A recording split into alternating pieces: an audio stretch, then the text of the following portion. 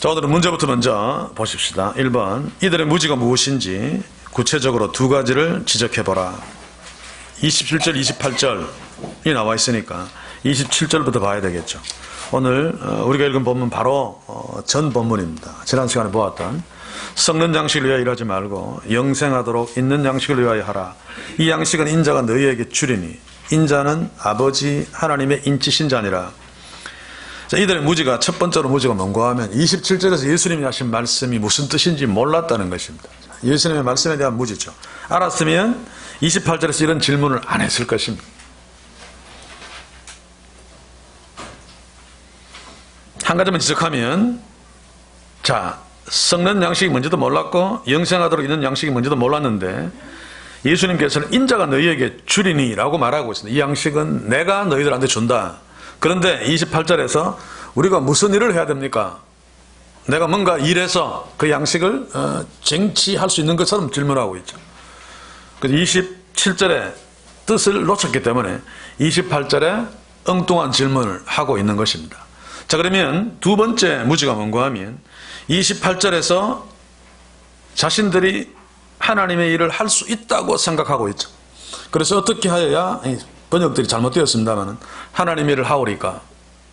이것은 자기들이 할 수 있다는 것을 전제했기 때문에 묻는 것입니다. 다시 말해서 자기에 대한 무짐.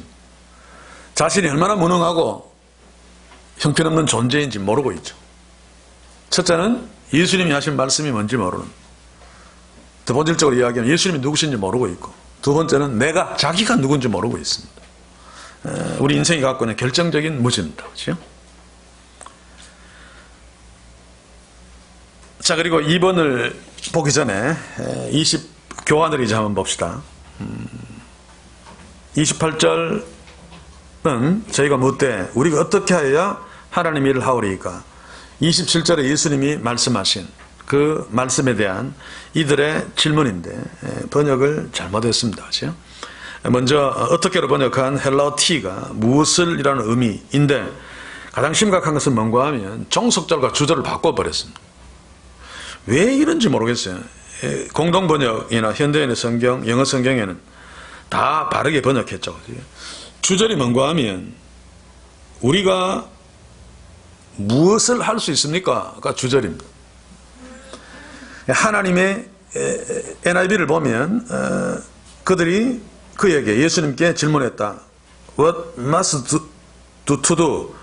우리가 무엇을 해야만 합니까? To do 이하를 하기 위해서는.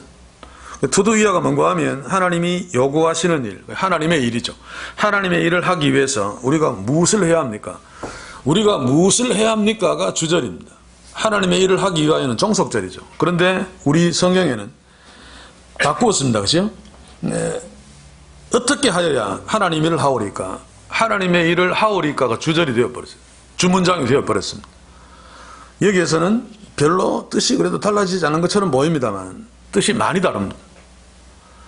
자, 뭔가 하면 제가 1번에서 구체적으로 무지가 무엇인지 지적했는데 28절에서 우리가 무엇을 해야 합니까? 가 주절이 되면 지금 이들이 우리가 할 수 있다라고 하는 것을 전제해서 무엇을 해야 하느냐에 초점을 맞추고 있죠. 그런데 여기에는 하나님 어떻게 하여야 아버지의 일을 하오리까? 이 문장은 아버지 일에 그래도 관심을 갖고 있는 것처럼 보입니다. 원문하고는 상관없는 뜻들이 이 안에 들어왔죠. 이들은 아버지 일은 관심 없습니다. 예수님이 영생하도록 양식을 위해서 해라. 영생하는 일은 인자가 너희한테 주는데 인자는 하나님 아버지께서 인치신 자다. 이들이 그러면 하나님 일을 하려면 우리가 무엇을 해야 합니까? 라고 지금 묻고 있는 겁니다. 이런 가벼운 것처럼 보여도 사실 이거는 상식 밖의 번역이죠. 그렇죠? 주절과 종속절 이유 없이 왜 바꿉니까? 나는 개인적으로 이해를 못하겠는데 뒤에 제가 공동번역은 사실 로마 캐톨릭이 끼어들어서 같이 번역한 겁니다. 그래서 별로 마음에 안 드는데 느낌상. 그러나 훨씬 더 정확하게 번역했기 때문에 제가 가지고 들어오지 아니할 수 없는데 영어 성경들하고 다 바르게 번역했어요. 이상하게 개역 개정하고 개역 한글입니까? 만 틀렸어요. 가장 한국교회에서 많이 예배에 사용하는 성경들. 그러니 이런 성경들로 예배하고 성경 공부하고 하니까 물론 교회마다 원문을 체크해서 바르게 고쳐서 성경 공부하는 데도 있겠습니다만은, 그러니 참 비관적일 수밖에 없는 거죠. 제가 오늘 오전에도 설교하면서 약간 인용했습니다만은 바로 믿음의 글을 내었는데, 이 사도행전 1장 8절도 굉장히 중요한 말씀이죠. 교회사에 있어서도 구원사에서도 성령이 오시는 게 참 중요하고, 여기 성령이 오면, 그리고 교회에서도 이 말씀은 요한복음 3장 16절만큼이나 중요한 말씀을 인식하고 있습니다. 오직 성령이 너희에게 임하시면 너희가 권능을 받고 예루살렘과 유다와 사마리아 땅까지 내 증인이 되리라. 그런데 그 중요한 번역을 너무 엉터리로 번역해. 오직은 없습니다. 오직. 로마서에도 믿음으로 말미암아 살리라라고 앞에 오직을 붙였죠. 원문은 없어요. 제가 그 부분도 해설을 좀 했는데, 왜 믿음으로 살리라가 그렇게 중요한데 왜 바울은, 하박국 선자는 강조하지 않았는가? 너무 당연하기 때문에 강조할 필요가 없는 겁니다. 너무 당연한 것을 강조하면 의심하죠. 사실 너무 중요하고 너무 당연한 것을 강조하면 그 너무 당연하고 너무 중요한 것이 약화되어 버립니다. 실제로. 그런데 원문에도 없는 것을 번역하는 사람 임의로 집어넣어서 강조하고, 믿음은 중요하기 때문에 강조하는 것이 무엇이 잘못되었는가라고 하지만 원문을 변개시킨 아주 엄청난 잘못을 하고 있는 거죠. 성령이 너희에게 임하시면이라고, 정확하게는 그러나 성령이 너희 위에 임하실 때 너희가 권능을 받고 쭉 나가는데, 이것도 앞에 성령이 너희에게 임하시면이든 뭐 가정법으로 썼던 임하실 때 시간을 나타내는 부사절로 썼던, 이것은 종속절입니다. 종속절. 그 문장에서 성령이 임하는 게 중요하지 않은 것은 아닙니다만, 예수님이 진짜 강조하는 건 뭡니까? 주전, 너희가 권능을 받고도 종속이에요. 종속. 너희가 내 증인이 되리라 라고 하는 것이 가장 중요한 것입니다. 그런데 교회는 여기는 별 신경 안 씁니다. 너희가 성령을 받는 거, 권능을 받는 거. 그래서 우리가 이렇다. 증인도 교회 사람들 많이 끌고 오는 거죠. 전도를. 아닙니다. 증인이 뭡니까? 내 증인. 예수 그리스도를 그대로 증거하는 증인. 예수 그리스도가 하나님의 아들이시고 구원자다. 나사렛 예수가 진짜 하나님이고 구원자고 나중에 심판자고, 이를 믿어야 구원받고 그렇지 않으면 지옥 간다 라고 하는 것을 그대로 증거하는 증인 노릇을 해라. 그러니까 이거 증인 노릇을 하면 결국 다 죽습니다. 그래서 증인이라고 하는 단어가 후대에 조금 지나가면 순교자라는 단어로 바뀌어버리죠. 뜻이. 그러니까 지금 교회에서 증인 노릇하면, 교회 많이 데리고 오면 교회 커지고 막 부자들 절대로 아무도 안 죽습니다. 그렇다면 그건 증인이 아닙니다. 그냥 뭐라 그래야 됩니까? 영업 활동하는 거죠. 영업 활동. 전도를 통해서 영업 활동하는 겁니다. 정말 중요한 사도행전 1장 8절도 분명히 거기에는 종속절로 나와 있음에도 불구하고 종속절을 훨씬 더 신경 쓰고 주절에 본동사와 본주어는 관심도 없는, 그 성경을 정말 눈을 갖다 힙으로 보는 것 같아요. 머리로 안 보고 가슴으로 안 보고. 그런데 여기는 더더욱 주절과 종속절을 뒤바꾸어 번역해버린, 이런 부분들은 우리가 신경 써야 됩니다. 어떤 사람은 저한테 자꾸 그러니까 성경 겁나서 읽겠느냐, 불안해서 못 읽겠다, 불안해서 못 읽어야 된다, 그래야지 원뜻이 무엇인지 자꾸 생각하면서 고치가면서, 또 교회는 계속 번역 작업을 계속해서 바르게 번역하려고 애써야 돼. 불안하다고 해서 성경을 안심하고 읽도록 읽기 위해서 제가 번역을 치명적으로 잘못하는 걸 지적하지 마라, 지적하는 거 불안하다, 이건 말도 안 되는 이야기죠. 그렇죠? 그렇게 댓글 달면서 저한테 공격하는 사람들이 있어요, 있기는. 그러나 한 번씩 다 겪어야 됩니다. 그래서 28절은 크게 뭐 치명적이진 않습니다만은, 그러나 번역을 아주 잘못해서 정말 여기에서 그들이 질문하는 질문 속에서 하나님의 일에 관심 있는 것이 아니고 내가 할 수 있다, 무슨 일을 내가 하면 하나님이 요구한 일을 할 수 있습니까? 하나님이 요구한 일을 하려면 내가 무엇을 해야 합니까? 라고 질문하고 있습니다. 그래서 예수님이 하나님의 보내신 자를 믿는 것이 하나님의 일이다. 그들이 무엇을 해야지 내가 할 수 있다라고 하는 것을 단번에 꺾어버리죠. 그렇죠?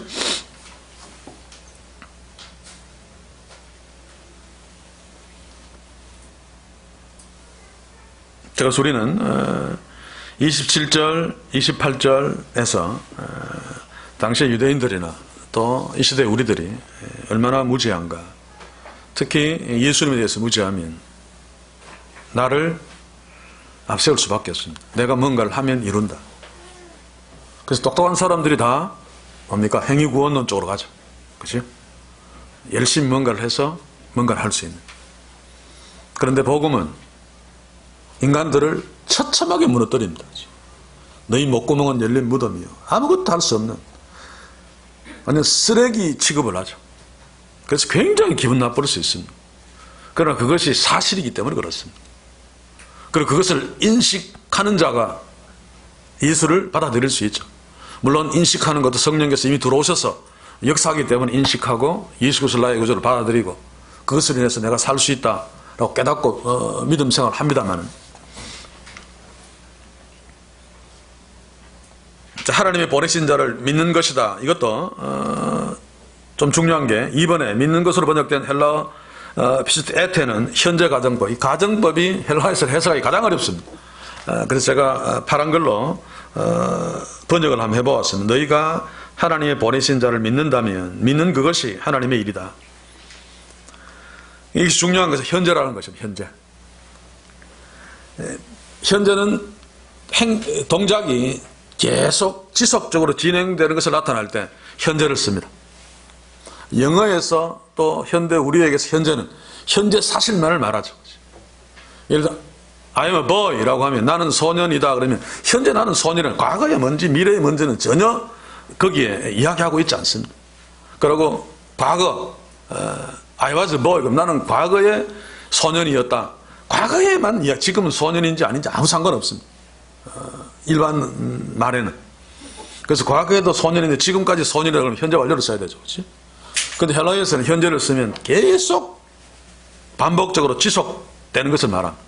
그러니까 믿음이 바로 그것입니다. 믿는다라고 하면 주님이 오시는 그날까지 지속되는 걸 말하죠. 중간에 높낮이는 있습니다. 슬럼프라는 게 있죠. 그래서 칼빈은 믿는 자들의 믿음의 성장을 그래프에서 어떻게 그렸나 그러면 스프링으로 그렸습니다. 그래도 계속 올라갑니다. 떨어지지만은 안 믿는 자리 밑에까지 떨어지는 것이 아니고 올라간 것보다 조금 더 떨어지면 다시 올라가고 약간 떨어져 올라가고 이러면서 계속 주님 오시는 그날까지 올라가죠. 근데 보통 저 사람 옛날에 잘 믿었는데 지금 안 믿는다라고 하면 그 사람 처음부터 안 믿은 겁니다. 그죠? 믿었으면 안 믿을 수 없습니다. 그때 믿는 것처럼 보였을 따르면 또는 진짜 믿었다면 지금 안 믿는 것은 안 믿는 것이 아니고 안 믿는 것처럼 보일 따름이죠. 지금도 믿고 있는데 너무 낙심해가지고 교회 안 나가고 그냥 있어도 사실 그는 믿고 있는 겁니다. 처음에 잘 믿다가 안 믿는다면 진짜 믿었다면 지금도 믿고 있는 거고 그때 잘 믿다가 지금 안 믿는다 정말 지금 안 믿는다면 그때 안 믿은 겁니다. 믿는다 믿음은 항상 현재형입니다. 명사로 바꾸는 게 사실 무리죠. 그렇죠? 히브리어나 헬라어에서 어쩔 수 없이 명사로 바꿨습니다만 그래서 믿는다. 그래서 우리가 우리의 믿음을 점검할 때 현재를 점검해. 현재 내가 지금 믿고 있는가를 점검해야 돼요. 그렇죠?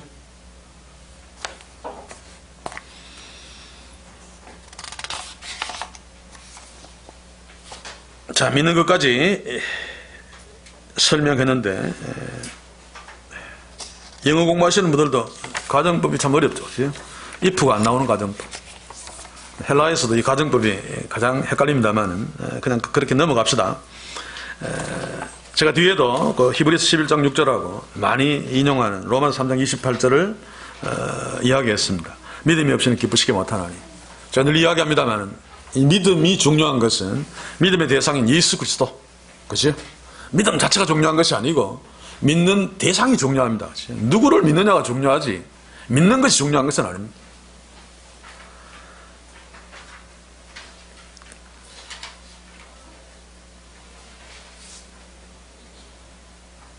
그래서 항상 예수 그리스도를 점검해야 됩니다.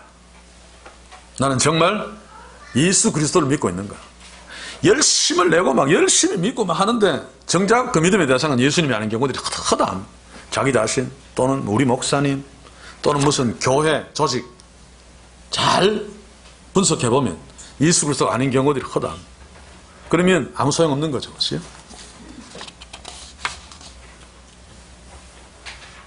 자, 2번까지는 해결되었고 3번은 좀 31쪽 내려갑시다.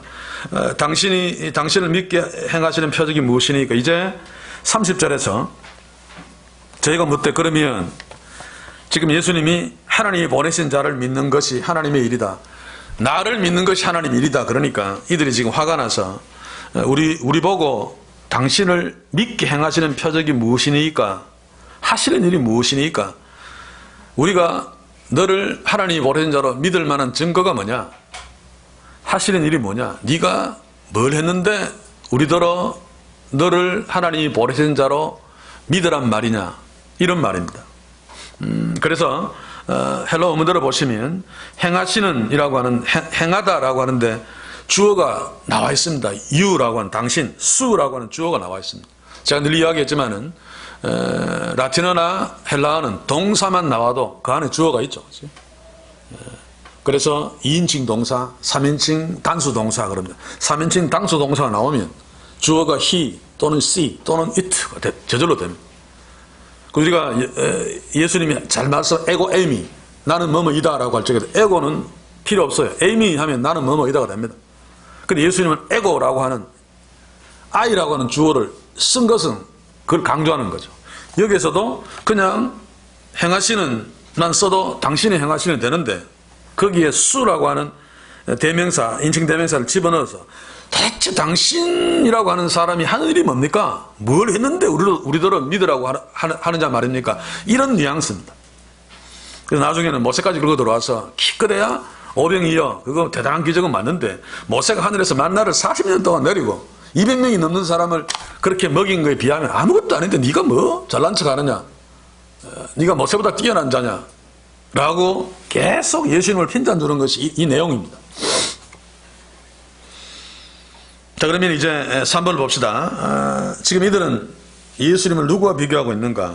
아직까지 안 했습니까? 예, 지금 30절 했고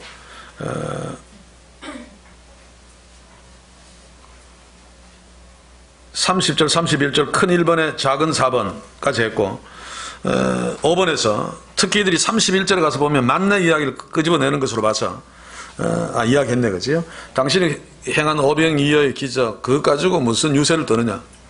모세의 만나와 비교하면 별것 아닌데 밑에 제가 비교해서 적어 놓았습니다. 그지요? 오병이어의 기적은 단 한 번이고 1, 2만 명 정도 먹였고 그러나 모세가 하늘에서 내린 만나는 물론 모세가 내린 것이 아닙니다. 예수님이 하나님이 주신 것이 모세가 주신 것이 아니라고 이야기하는데 40년 동안 왔습니다. 그렇죠? 그리고 광야에 행했던 이스라엘 백성들을 추측한데 거의 한 200만 정도 됩니다. 그거하고 오병이의 기적하고는 비교가 안 되죠. 양으로나 시간으로나 지금 모세의 만나 이야기를 이야기하는 것은 네가 뭐 대단한 일을 했다고 하나님이 보내신 자를 우리는 우리가 뭔가를 해서 하나님이 요구하시는 일이 뭔지 우리한테 말하면 우리가 하겠다라고 하는데 지가 하나님이 보내신 자고 나를 믿는 게 하나님의 일이다 그러니까 얼마나 기분 나빴겠습니까? 예수를 믿지 않는 믿음이 없는 무지한 자들에게는 자기 딴은 똑똑하다고 이제 모세의 만나 이야기를 끌고 들어오고 있는 것입니다. 자, 그러면 이들이 예수님을 누가 비교하고 있는 모세와 비교하고 있죠. 그렇죠? 이들이 예수께 구하는 표적을 모세와 관련해서 본다면 무엇이라고 할 수 있겠는가? 무슨 말인가 하면 네가 당신이 무슨 일을 도대체 우리에게 했는데 우리로 하여금 하나님이 보내신 자를 믿게 하려느냐? 모세의 만나를 끌고 오는 것은 오병이의 기적 가지고는 안 되고 적어도 모세의 만나 기적 정도는 우리에게 보여줘야 되지 않겠니라고 하는 겁니다. 하늘에서 만나가 막 내렸어요. 그것도 1, 2만 명도 아니고 수백만 명 먹을 수 있는 내일도 모레도 막 내리게 하는. 그러면 네가 그래도 모세만큼 또 그 이상 정도로 하나님이 보내신 자로 믿어줄 수도 있는데 네가 기껏 오병이의 기적 그거 해놓고 뭐 하나님이 보낸 자를 믿는 일이 하나님 일이다 기분 나쁘게 얘기하느냐라고 하고 있는 거죠. 그렇지? 3번은 모세와 비교하는 거고, 적어도 이들이 지금 예수께 구하는 표적은 구약시대의 출애굽 광야에서의 만나의 표적입니다. 하늘에서 음식을 막 내리게 합니다. 그 버려졌던 물고기 2마리로 막 나누어서 수만 명 먹이는 거는 이거에 비하면 아무것도 아니라는 얘기입니다. 4번도 이미 해결했죠. 그죠? 이들이 이렇게 말하는 것은 오병이의 기적이 모세 만나 사건에 비해서는 열등한 것으로 여기고 있습니다. 여기는 듯한데 어떤 면에서 그런가? 오병이의 기적과 만나 사건을 구체적으로 비교해보라. 첫째는 양입니다. 그렇죠? 한 1, 2만 명하고 200만 비교가 안 되죠. 뭐 또 한 가지 굳이 이야기한다면은 그 다음에 생산 방법입니다. 하나는 하늘에서 내려왔고 하나는 그래도 보리떡 5개 물고기 2마리를 가지고 어떻게 질이 이어서 어떻게 뻥튀겨서 이렇게 한 거니까 그 생산 방법도 차이 나죠. 만나가 훨씬 더 큰 기적이라고 볼 수 있습니다.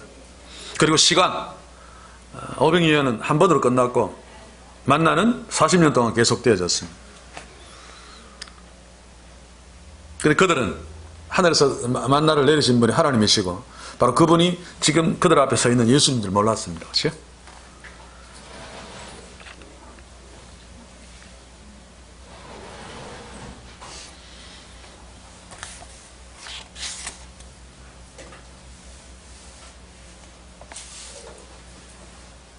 자, 우리 성경으로 한번 돌아가 봅시다.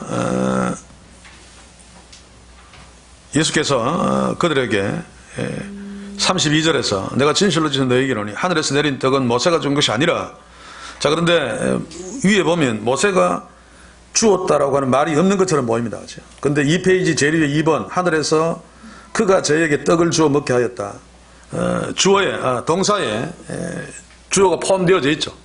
그가는 모세입니다. 그렇죠? 그래서 우리 성경에는 안 나와 있습니다만은 이런 것들은 살려주어야 됩니다. 동사만 있어도.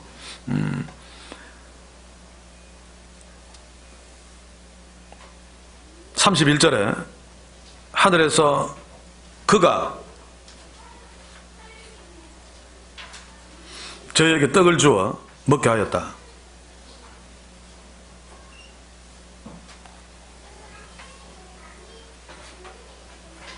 여기에 주어가 동사 안에 스며들어 있습니다만 살려서 모세가라고 하는 것을 살려놓으면 훨씬 이해하기 쉽습니다.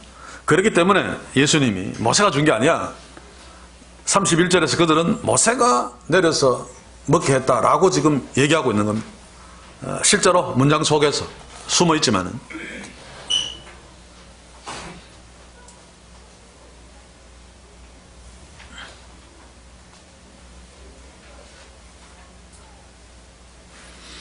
자, 그러면 그 부분은 해결되었고 넘기셔서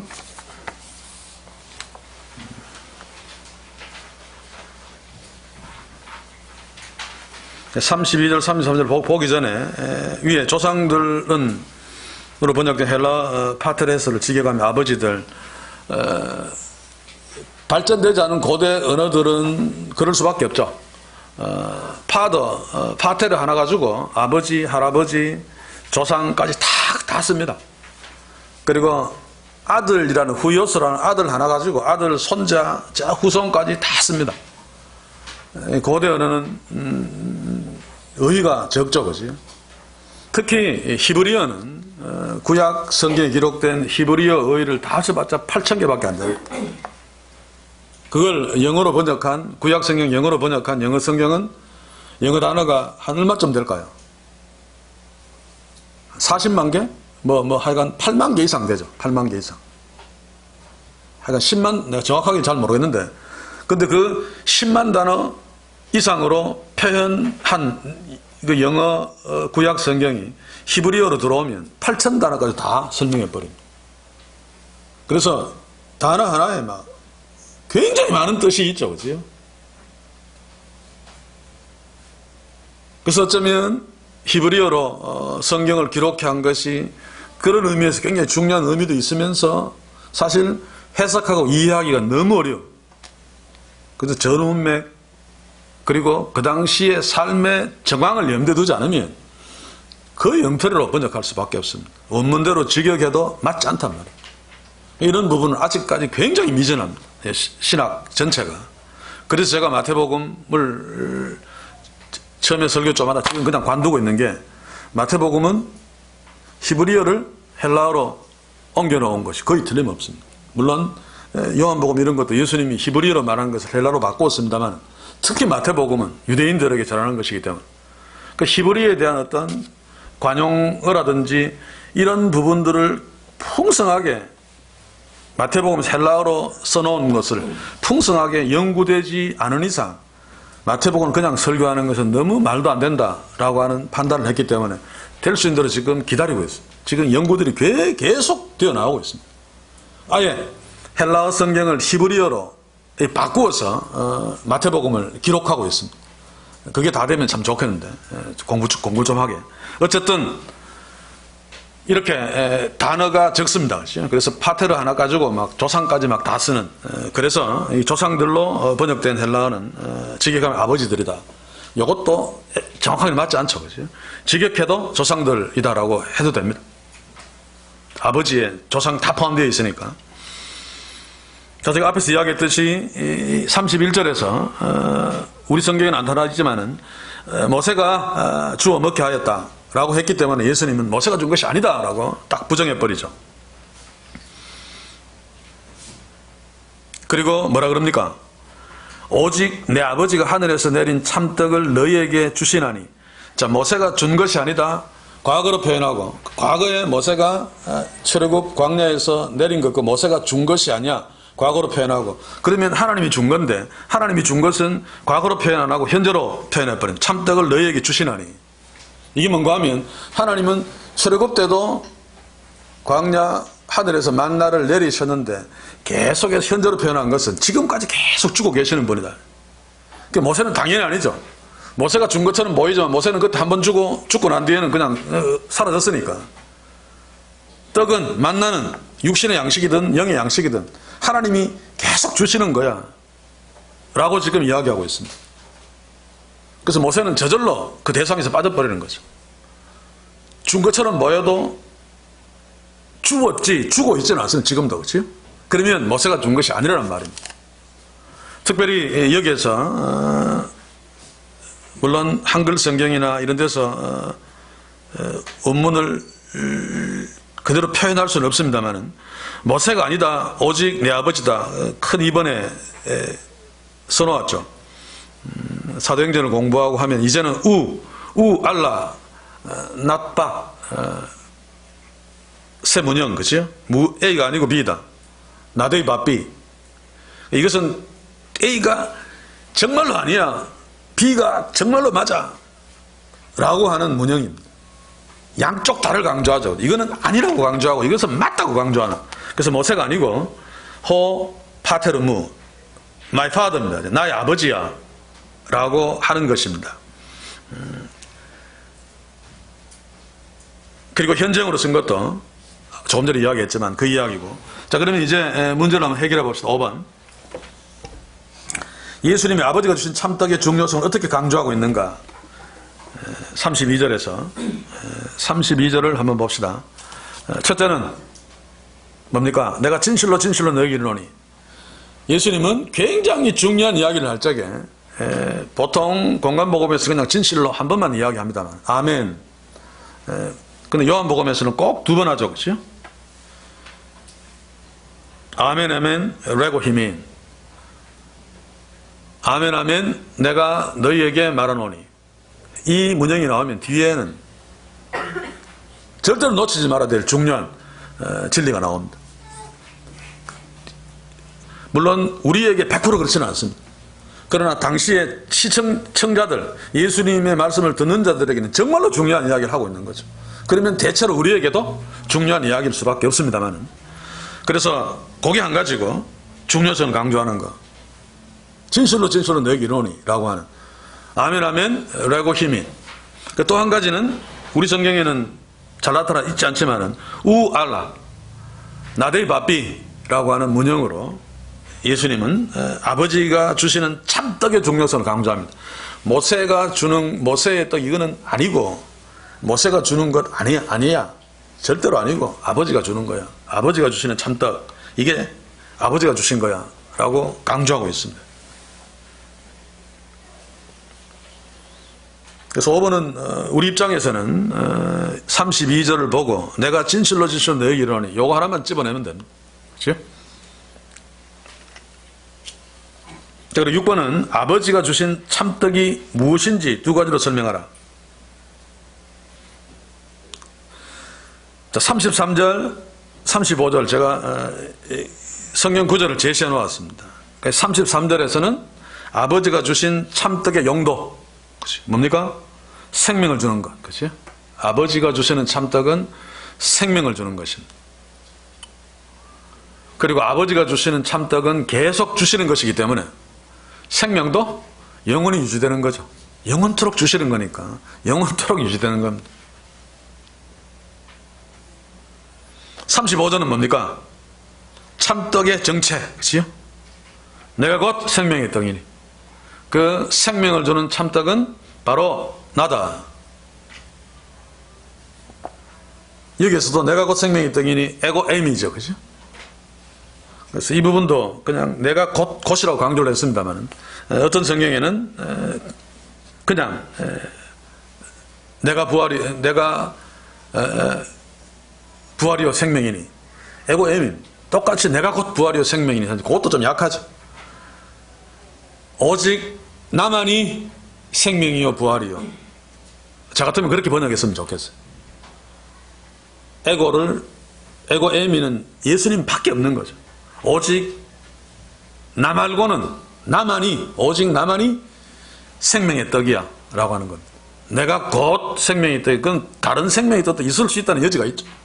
이런 번역은. 그지?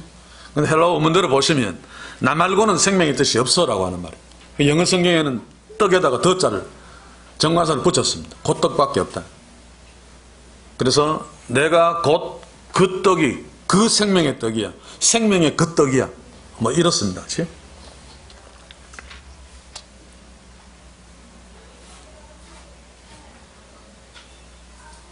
자, 35절로 갑니다. 7번으로 갑니다. 35절에서 내게 오는 자를 다른 말로 표현하면 무엇인가? 이것은 문장 속에 답이 있습니다. 소위 말하는 병행구죠. 그죠? 평행구. 내게 오는 자는 줄이지 아니할 터요. 그 뒤에 뭡니까? 나를 믿는 자는 영원히 목마르지 아니하리라. 그러면 내게 오는 자는 곧 나를 믿는 자. 예수님께서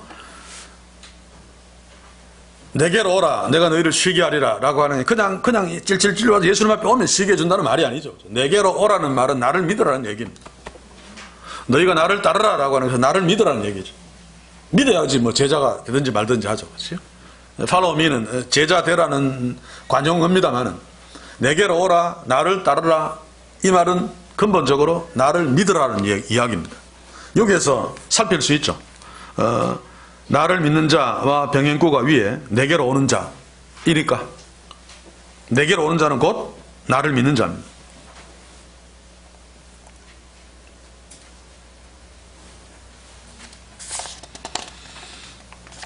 자, 8번으로 갑니다. 기적이나 표적은 그 자체로는 결코 믿음에 이르게 하지 못한다. 그렇다면, 면자가 빠졌네요. 표적으로 믿음에 이르게 하는 길은 무엇인가?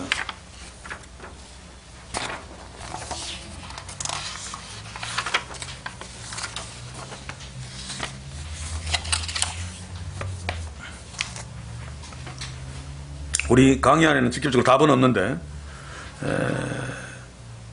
제가 설명하지 않은 것은 집에 가서 한번 읽어보십시오. 그리고 설명하지 않은 것은 그냥 넘어가도 됩니다. 제가 이렇게 막 적어놓은 것을 또 이야기하죠. 여러분들이 참 미안한데 마치 우리가 이거 모르면 안 되는 것처럼 보입니다만은, 제가 책을 쓰기 위해서 준비하는 거니까 막 헬러 뭐 이런 거 크게 신경 쓰지 않아도 됩니다. 그러나 한번 읽어보시면 원문이 참 필요하구나 라는 것은 깨달을 수 있겠죠. 자, 표적이 뭡니까? 제가 이야기했지만 기적의 의미는 아닙니다. 예수님이 기적을 행하신 이유입니다. 행하신 목적, 행하신 의도. 그래서 표적 자체는 오병이어도 표적 아닙니까? 그죠? 표적 자체가 유대인들로 하여금 예수를 믿게 만들지 못했습니다. 안 믿었잖아요. 임금의 떡으로 삼으려고 했는데. 그래서 예수님은 너희가 표적을 본 것이 아니다라고 하는 것은 표적을 안 것이 아니라는 뜻입니다. 알지 못했다는 뜻입니다. 보긴 봤어도 잘못 알았던 거죠. 그들은 그것이 예수님이 정치적인 메시아라는 표적으로 이해했습니다. 그래서 떡의 임금 삼으려고 한 거죠. 그래서 표적이 믿음이 되려면 표적이 의미하는 바, 예수님께서 원하시는 표적의 의미를 알 적에 그 표적이 의미하는 바는 예수를 가리키는 거니까 예수를 믿을 수 있습니다. 그래서 표적이 믿음이 되려면 표적의 의미를 바르게 알아야 됩니다. 물론 그 모든 것들이 성령이 역사하셔야만 됩니다만 항상 그건 전제해놓고 그냥 우리 입장에서 볼 적에 만약에 이들도 오병이의 기적을 보고 이분이 생명의 떡이다,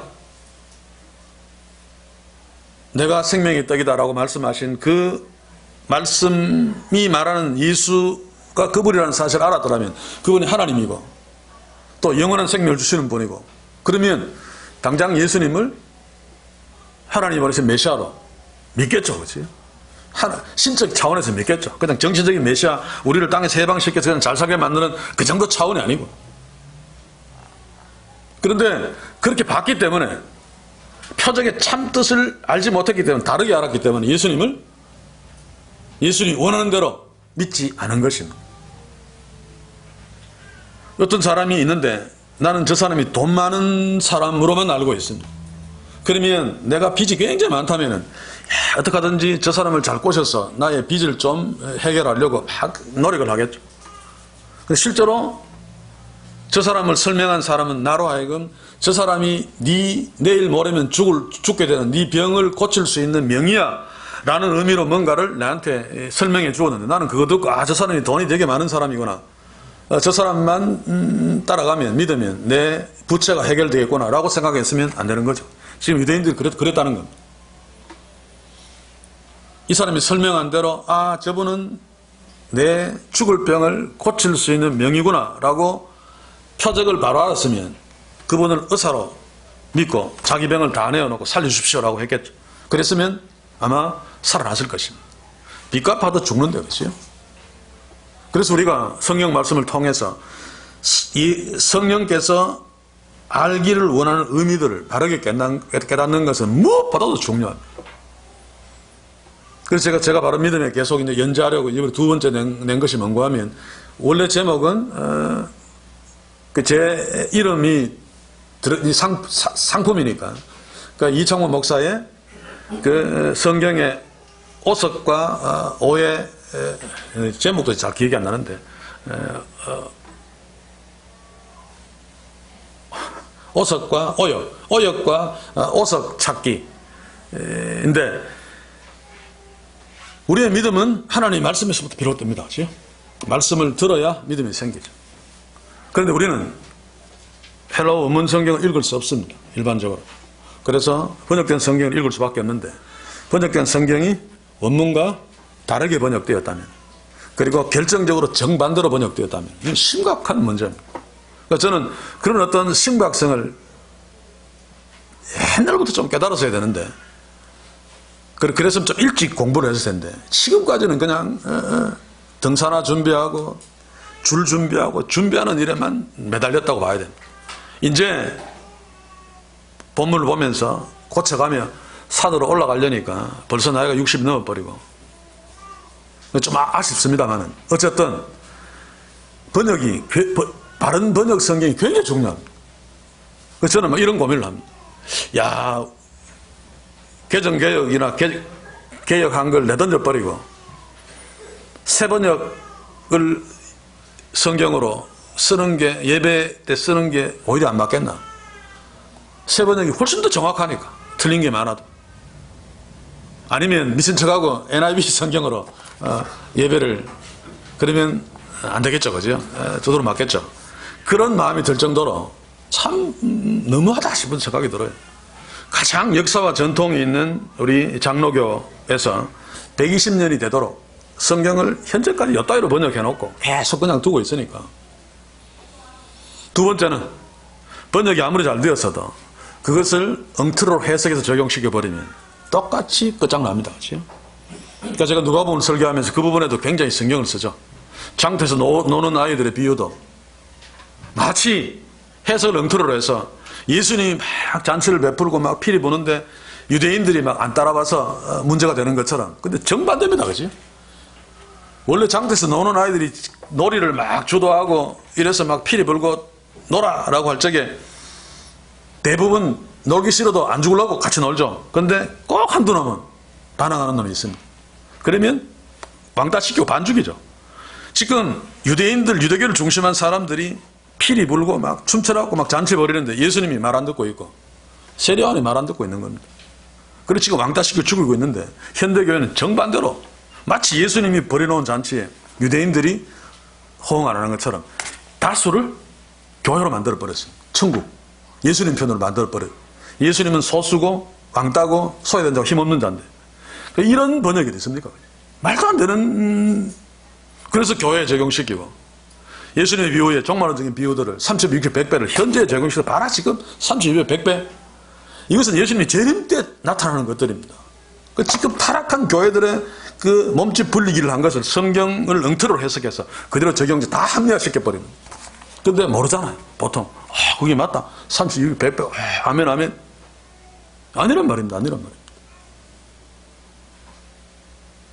그래서 바르게 번역하는 것과 그 다음에 바르게 이해하고 적용하는 이 두 가지는 우리의 바른 믿음에 빼놓을 수 없는 것입니다. 극단적으로 이단을 한번 보십시오. 그들은 성경에 훨씬 더 열심을 내고 있습니다. 지금도 저 골목으로 가면 이요한 팝니까? 매주일 보면 막 부흥이 안 한다. 성경 공부 연구. 그런데 뭐가 문제입니까? 번역은 제가 잘 모르겠는데 무슨 성경을 쓰는지 모르겠는데 어쨌든 엉터리로 해석합니다.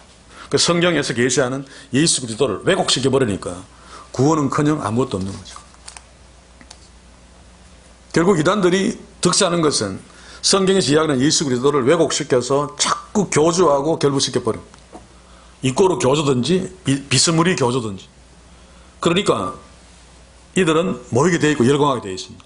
왜냐하면 예수님, 내가 믿는 대상 또는 믿는 대상과 가장 가까운 친구가 눈에 보이니까 얼마나 좋습니까? 그걸 보고 막 박수치면 막 생기죠. 그죠? 근데 우리는 아무것도 안 보이는 데서 이러고 있으니까 미칠 지경입니다. 그래서 계속 막 만들어내는 거예요. 파이프 전자올간 쭉 쳐가지고 막 소리로라도 뭔가 신의 소리를 듣도록 만들어주고 이런 것들을 이겨내려면 하나님의 말씀을 바르게 이해하고 또 풍성하게 가슴에 품고 있을 적에 누가 툭 치면 말씀이 툭 튀어나와야 돼요. 그렇죠? 지금부터 이전에도 해왔습니다만 계속 저와 함께 열심히 하나님의 말씀을 공부해 갑시다. 자, 이제 마지막 한 문제. 자, 하나님께서 내게 주신 자가 아닌 자를 아래서 골라라. 자, 이거는 사실 뭔가 하면 36절에 그러나 내가 너희더러 이르기를 너희는 나를 보고도 믿지 아니하는도다. 예수님이 막 표적을 행하시고 막 열심히 애쓰는데 그들이 안 믿었어요. 그럼 이게 예수님의 사역 실패냐? 예수님이 잘못해서 그런 건 실패 믿도록 만들어야지 어쩌든지. 그런데 37절이 예수님의 실패가 아니라는 것을 지금 말하고 있는 것입니다. 아버지께서 내게 주시는 자는 다 내게로 온다. 너희들은 아버지께서 내게 주신 자가 아니라고 지금 단정하고 있는 거죠. 굉장히 무서운 소리입니다. 그거는 제가 강의 안에 설명을 안 해놓았는데 9번 문제로 대신하려고 합니다. 아버지께서 내게 주신 자가 아닌 자를 아래서 골라라. 한번 골라보십시오. 귀 있는 자 맞죠? 그죠? 귀 있으니까 들을 수 있고 하나님의 말씀을 듣는 자는 구원받은 자입니다. 그냥 들어도 듣는 자가 아니죠. 귀 있는 자는 듣고 믿는 자입니다. 그렇죠?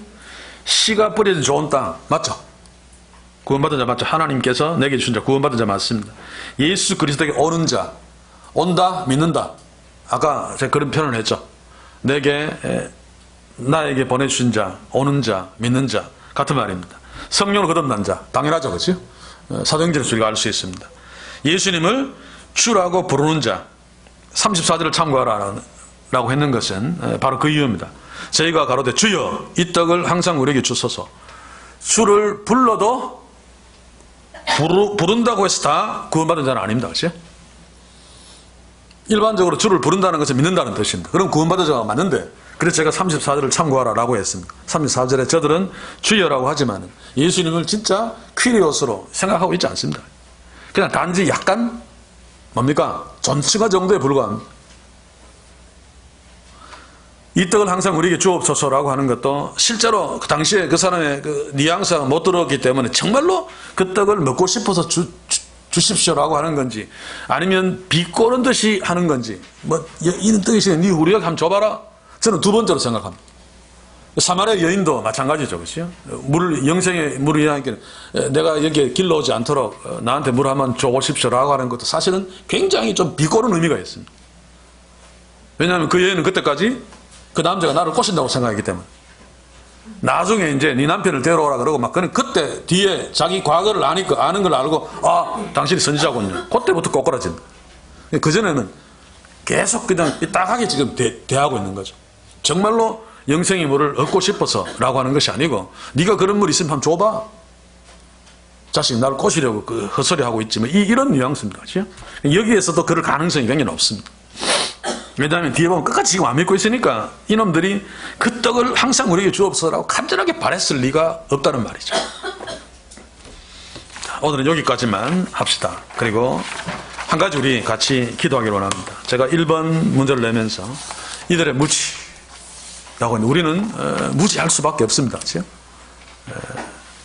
그럼에도 불구하고 우리 속에 성령이 계시고 하나님을 알 수 있는 말씀을 우리에게 주셨고, 또 하나님을 예배하는 자로, 그래서 우리의 무지는 성령의 도우심으로 우리가 주의 말씀을 주목하고 읽으며 알아가고 공부하면 무지에서 벗어날 수 있습니다. 예수님이 오시어서 얼굴과 얼굴로 맞댈 때 완전히 벗어나겠지만 이 땅에서 벗어날 수 있습니다. 조금씩. 그런데 그럴 수 있음에도 불구하고 그것을 안 하고 있다는 것은 범죄라고 말할 수 있습니다. 그죠? 성령이 계속 하도록 부추기고 계시는데, 내가 게을러서 또는 다른 일을 핑계로 이것을 안 한다면, 최소한 아무리 바쁘더라도 매일의 말씀 묵상은 떼지 마십시오. 그리고 개인적으로 어떤 성경 공부할 시간을 갖지 못한다 할지라도 교회 공예배에서 하고 있는 성경 공부는 정말 그때 이해하려고 애쓰십시오. 이 부분을 성령께 구합시다. 주께 도와주셔서 내가 하나님을 향한, 예수 그리스도를 향한 무지에서 계속해서 벗어날 수 있는 은혜를 주옵소서. 말씀을 계속 알아가는, 내 마음대로 안 되죠. 그렇지?